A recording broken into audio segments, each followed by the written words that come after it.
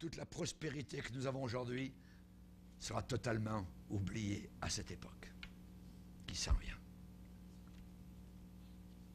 Prenez garde, a dit le Seigneur. Prenez garde. C'est difficile d'arriver à comprendre les jugements de Dieu, surtout dans notre monde actuel.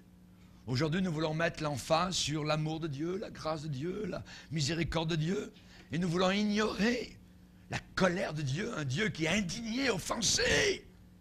L'irritation de Dieu, son courroux. Ceux qui se disent spirituels, ils cherchent bien souvent aujourd'hui un Dieu qui dit uniquement des choses positives. Un Dieu qui ne veut que notre prospérité matérielle. Un Dieu qui encourage l'expression libre de chacun.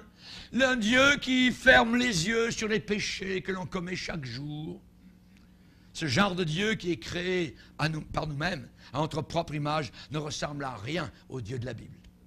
À rien du tout au Dieu de la Bible, comme on peut le voir très clairement dans le livre de l'Apocalypse. Il y a 3 leçons à apprendre, chrétiens. 1, c'est que l'avertissement lui-même, l'avertissement même de Dieu démontre sa grâce. Il nous avertit. Vous entendez le message ce soir? Vous l'entendez par DVD, vous l'entendez en Afrique, vous l'entendez là où vous entendez ma voix, vous l'entendez dans ce lieu. Cet avertissement nous dit que Dieu nous aime encore. La grâce est là. Et le fait que Dieu nous ait révélé cela si longtemps à l'avance, le sérieux, la sévérité de ce terrible jugement à venir, ça démontre sa grâce. Il nous dit à l'avance, merci Seigneur. Alors je veux l'éviter. Il nous permet de se tourner vers son Fils Jésus, vers le Sauveur, avant que ces jugements ne débutent. Et Dieu a promis que Jésus-Christ reviendrait pour juger, en jugement.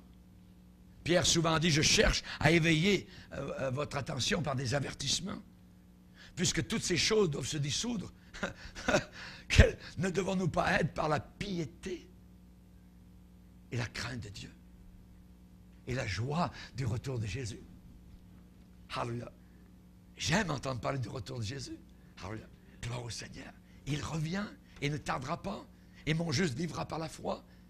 Nous ne sommes pas de ceux qui se retirent pour se perdre, mais nous sommes de ceux qui ont la foi pour sauver leur âme. Alléluia. Merci Seigneur.